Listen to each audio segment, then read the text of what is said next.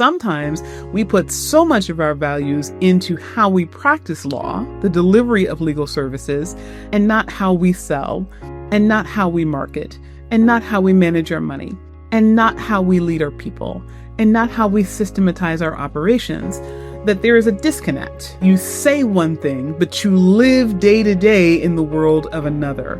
And creating a values statement and identifying what your values are can actually help to get you in alignment in how you act and what you expect all across the board.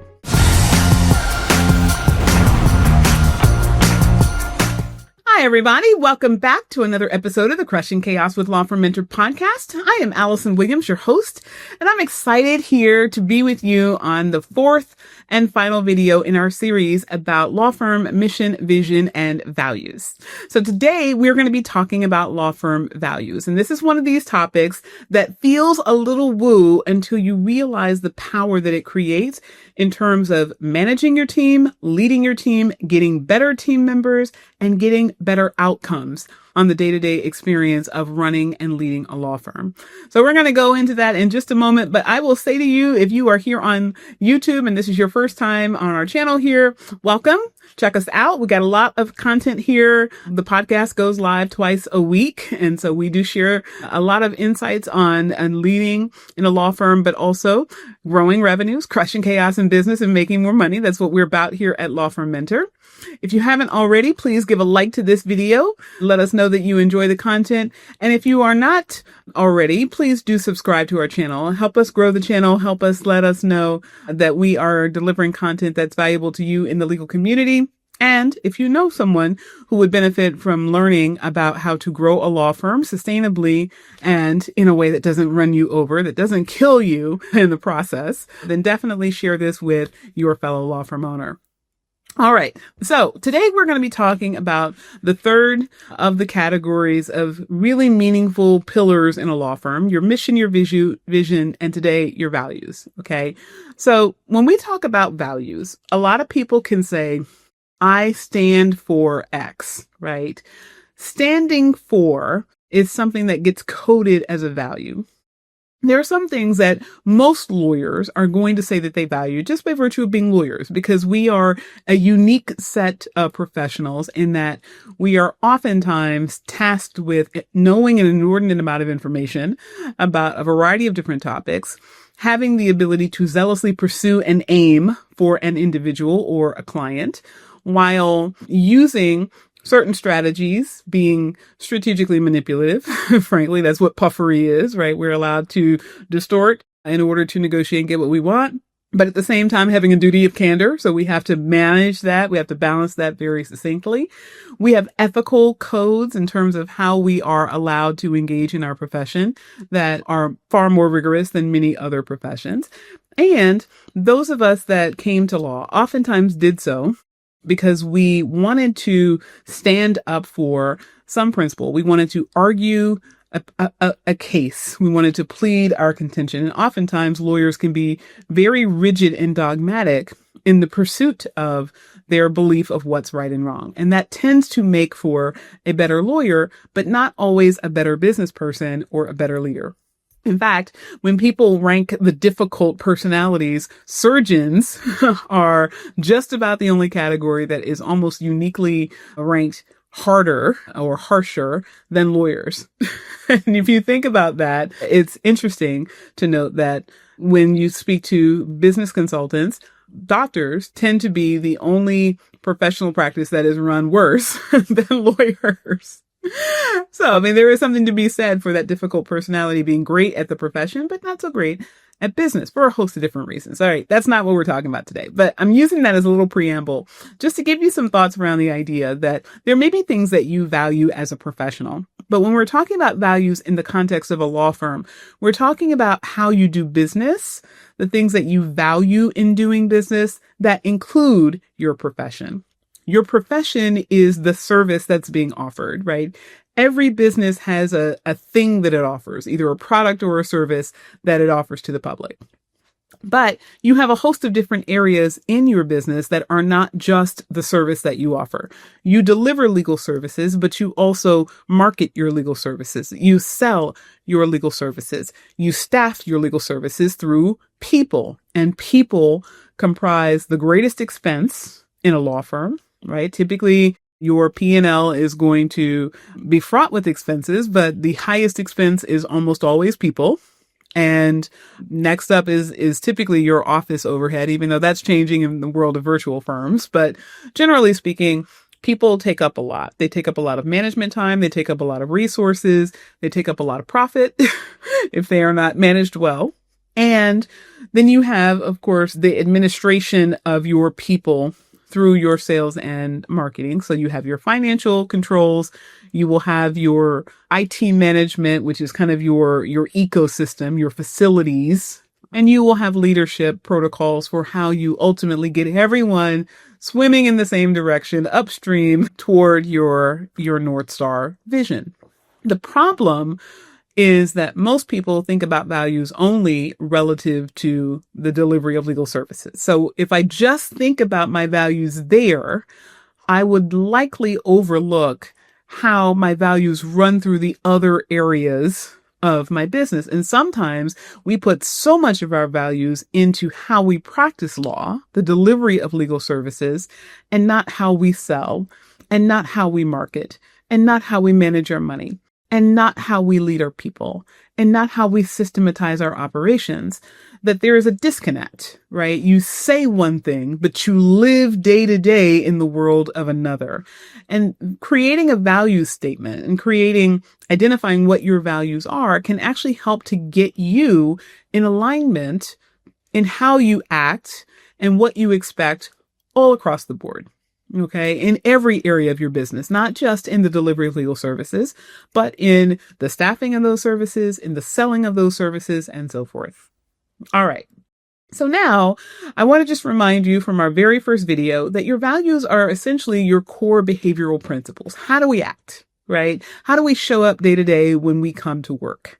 When we think about how we show up day to day at work, we should be thinking about values as the things that are easily identifiable for how we act, both by people on the outside looking in and on the inside looking around. Okay. So that means your team should be able to easily identify your values. Your experts should be able to easily identify your values. And there should be continuity and consistency across those two core populations when you think about this area of business. Okay.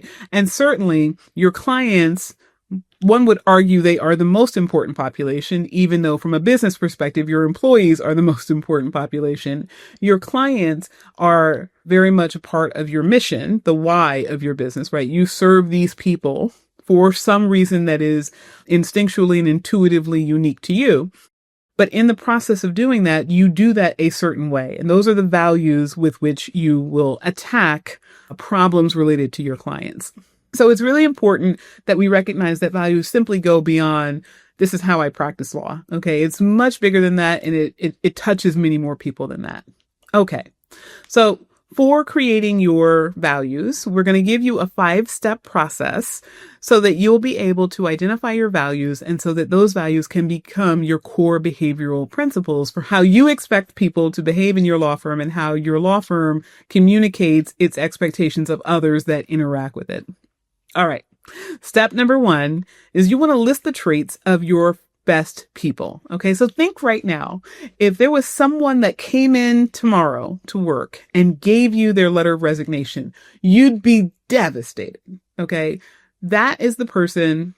I hope you have more than one person like that, but minimally that is a person that you would put into your best category. And this is the person that you need to visualize and that you need to think about the traits of this person when we do this exercise. Okay. What qualities make them successful? Now, one challenge that I know law firm owners have, we see this time and time again when it comes time to list the traits of their best people, is they say, oh, it's Susie. Susie's great because Susie just reads my mind. I never had to tell her what to do. She just came to work. She just did whatever was needed to be done. She didn't need direction. and so forth. And we know from talking about Management 101 that you cannot expect to build a company from the ether of your thoughts that are just going to somehow transcend into the people that you hire. People need direction. People need clarity. But how much direction and how they will seek that direction and how they will ultimately solve for problems when they don't have that direction can very much be a part of what you value about them. But just remember, if what you're valuing about people is that they don't require you to have to be your best self as a leader in your law firm, you're not going to get very far in creating a law firm that sustainably grows without you and a law firm that actually is something that can create a life for you that does not require you to be tethered to your law firm. Okay. So if reading your mind is the reason why someone is in that high value category, I want you to remember that that is going to limit your growth in your law firm. All right. But first step, you get the traits of your best people down on paper. Okay. Just put them into a long list. And there should be overlap between the traits that you identify of your best people, right? Steve may be your best person because he's tenacious. You're likely going to see tenacity be an attribute that you see in Dave and also in Stacy. Okay. And I'm just using generic names here. I could be using Keisha and Jamal. I could be using Muhammad and Yusuf. Just know I'm picking random names here, right? But whoever your people are, your best people, you're probably going to see traits across the board that overlap. Okay. And in fact, if you don't see that naturally happen, you're going to actually go look for it when we get to step number 2. So step number 2 to identifying your values in your law firm is you want to identify patterns. Okay. That means you want to group the overlapping traits into 4 to 6 core categories. So think about broader categories that would define things like integrity. Okay.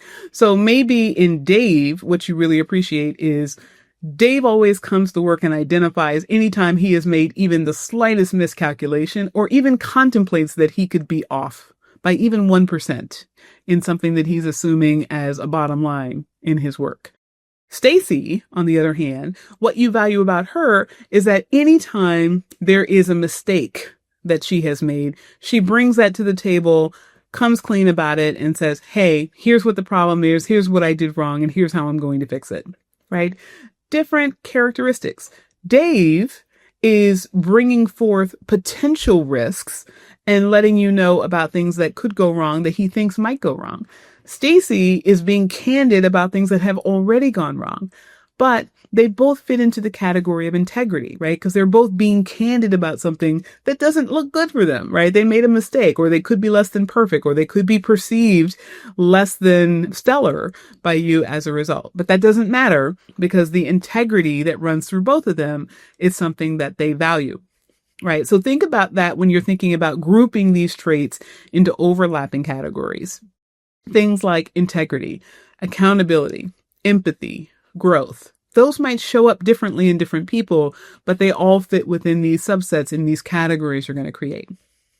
All right.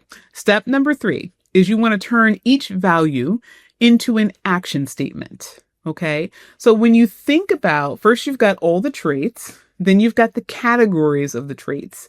When you think about those categories, I want you to think about what really codifies the overlap between the traits that are in the categories. So if I use the earlier example, we've got Dave who's coming forward with areas where he thinks he may miscalculate or may have miscalculated. And we've got Stacy bringing forth mistakes that she's already created, right? So in that category of integrity, you would want to have some statement that says something that encapsulates those two behavior patterns within the category. So it could be something like this. It could be, we come clean about our shortcomings and own when we make mistakes, regardless of what it costs us. Right? So there you are bringing forth how integrity shows up in the company and how you expect others to show up when they are embodying integrity as a value in your company, right? You want to put your category into actionable steps so that if somebody in the course of interacting with your company asks, what do I have to do to be successful here? you need to say you embody these different values. But a question has to be in the mind of the person, how do I do that, right? The way that one person thinks they're showing integrity might be very different than what you expect. Some people might say, I'm embodying integrity if I say no to an assignment that I think is above my head, right? Because I'm being honest and forthright and candid about my limitations. You might not value that. You might say, that's not how integrity shows up here. That actually is a limiting belief. If someone thought you were capable of doing something, we are willing to help you to get to the point of being capable in your own mind, but you have to believe in yourself beyond what you think. You have to adopt what we think in terms of your skill set in order to grow, right? So a growth mindset and embodying a growth mindset might actually contradict what this person thinks fits into the realm of integrity. So it's important that you tell people, this is how you show integrity in this law firm, right? So that if they were to think, hey, I'm showing integrity by declining an assignment, then you can tell them, no, that actually doesn't embody integrity, right? That's not a value that we have here. That actually is a limiting belief that we want you to work yourself out of so that you can embody other principles like having a growth mindset, okay? So again, you want to turn each value into an action statement. And then step number 4. Okay. So we've covered now in terms of codifying our values, we've covered what the first 3 steps are, which are to list out the traits of your best people, put those traits into categories, and put those categories into actionable steps, the things that they can do to embody the value. All right.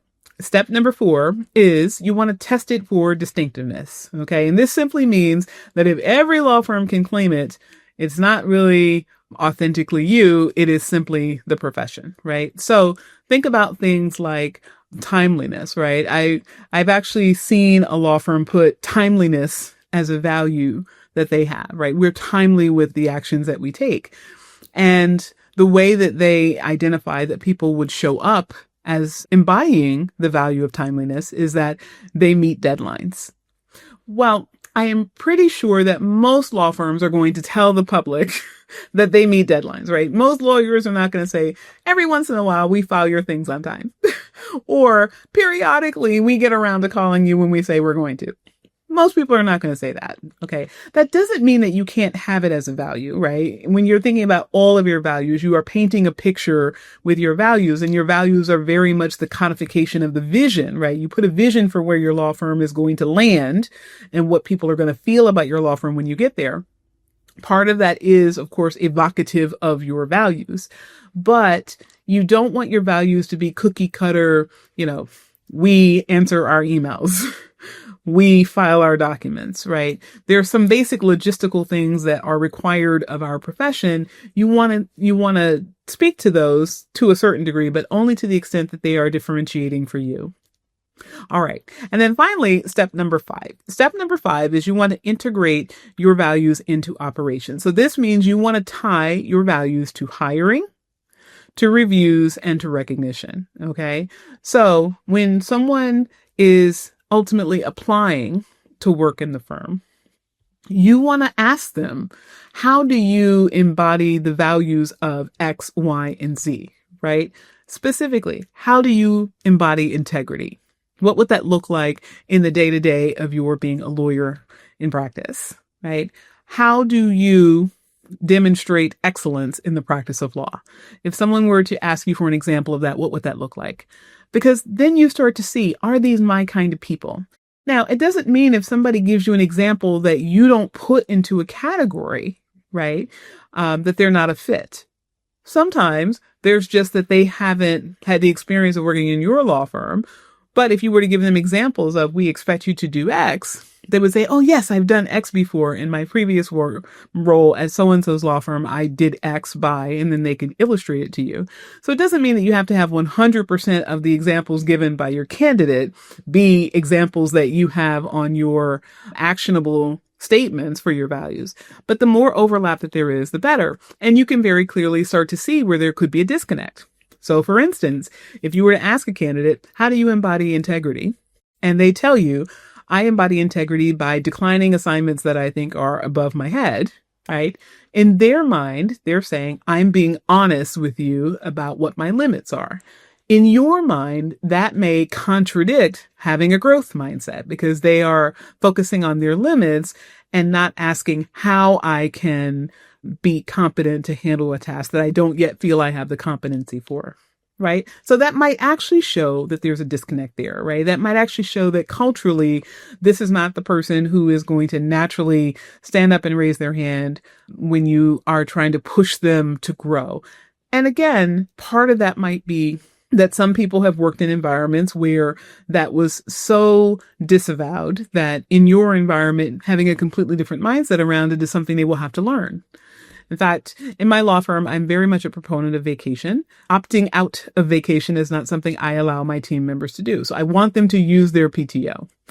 And one of the things that we talk about is that in my practice area, which is family law, it is very emotionally taxing. And so if people don't plan time off, what tends to happen is they run into a wall where they burn out and they get overwhelmed and exhausted dealing with clients. And so you must have a self-care regimen that includes scheduling yourself for time off and time with your friends and time with your family and time just taking off. And we create a whole process around that in terms of teaching people how to manage the workload requirements, the KPIs that they're required to do in order that they can have time off so that when they're off, they're truly off, right? Being off doesn't mean I'm sending emails and answering client calls and I just happen to be off. Being off means you're off. You're not available to the world. You're available to yourself, to your family, your friends, whatever you want to do, right? So that's a value system. And I remember we've had any number of people over the years come to my law firm from other places and not really trust that. And say that, the first time you told me that I had to take vacation, I thought like, well, what are you going to do? Like, are you going to reassign all my cases when I'm gone? Or like, is this a way to push me out the door? And like, there was a lot of anxiety around it. And in more than one person, which of course, then I started to explore and realize that there's some very different types of workplaces, we'll call them, that don't have that same value system, which is fine, right? But one of the things that also taught me was that if I had been intentionally more proactive in talking about our values before these issues came up, right, in the hiring process, in the onboarding process, et cetera, they'd be aware of it. They might not immediately trust it because lawyers tend to be skeptical people in general, but they probably would be less fearful and less distrustful than when the time presents and I say, hey, I've noticed you haven't taken vacation. You've been here 6 months. What's going on? Right? So values not just guide behavior, but they help you to guide behavior within teams. So it's not just for hiring. It's also for performance reviews, right? And you want to think about annually or quarterly or biannually, however often you are reviewing folks. Minimally, I think twice a year is necessary, but that's a whole other discussion for another episode. But when you start talking about when you are reviewing your people, you want to review them relative to your values, right? Because you want them to be shifting their behavior and simply saying, hey, we expect integrity from you, and this is what that looks like, and here's some examples, may or may not cover any and all things that they will have to do in the course of working in your business. So they need to have some experience of on-the-job training, if you will, that when they hit a snag, when there's a hiccup and they do something that doesn't quite align with your values, you let them know. And you evaluate them for how they are both embodying your values as well as how they are shifting behavior that was not in alignment with your values relative to the values that you oriented them toward when something went wrong, right? Because this is ultimately how you get people to evolve to your culture without simply saying, here's your list of behavior items that are from our values, go learn it, right? Some of it happens over time and some of it happens through real life experiences that you can only have once you actually start in the job. Okay. And then finally, just another word about integrating into operations. You very much want to recognize people when they are embodying your values, right? If somebody gets a gold star, right? Maybe you value having clients feel cared for, right? Embodying a nurturing spirit toward your clients. If that's what you want to cultivate, then anytime your clients leave a gold 5-star review and say, this lawyer really made me feel cared for. They made me feel like a person and not just a case. If something like that happens, you need to celebrate that. You need to celebrate that loudly to everyone in the firm in a way that recognizes the person and gives them an accomplished appreciation for what they did. Because we all learn from the things that we did wrong, but we also learn from the things we did right. And if you think about it, the legal profession is very much imbued with a sense of a recognition, right? We want to get recognized for doing things right as humans, but there is more of that in our profession because our job really is to show up and be right. If you think about it, there are two combatants or oftentimes more, depending on the nature of your work, but at least two combatants, two adverse parties in a matter, right? And the friction is the question of who is right. So we are going to every activity that we do for the people that we do it for, seeking to be right. And then when we do something right in the context of our business life, it also does what we want in our profession, right? It makes us the winner. It puts us ahead, right? It gives us that sense of pride, that sense of accomplishment. And the more that you can anchor that to the behavior of people, the more that they will naturally tend toward that behavior because they remember that status and that recognition that they got as a result of living out your values. So the thing that, as we bring this series to a close, right, we've been talking about mission, vision, and values. The thing that I want to really drive home is just a reminder that ultimately direction comes from your vision, right? That sexy picture that's 5 to 10 years out. Your purpose comes from your mission statement, and your behavioral guardrails come from your values. And if it's written clearly and embedded into your daily practice, your firm is going to shift from working cases to building the future of your life. Okay. That is ultimately what this is for. And if you don't build your future, you will arrive there not recognizing where you have landed. That's something that's pretty scary. Takes a lot of time, a lot of money, a lot of energy to course correct. So why not just build it intentionally in the first place? All right, everyone. You have been listening to the Crushing Chaos with Law Firm Mentor podcast. I am Allison Williams, your host. Thank you for tuning into this series. Again, if you are new to our channel, please subscribe to the channel. Please like this episode and share it with anyone you think would value from it. We're happy to have you with us, and we will see you on our next episode.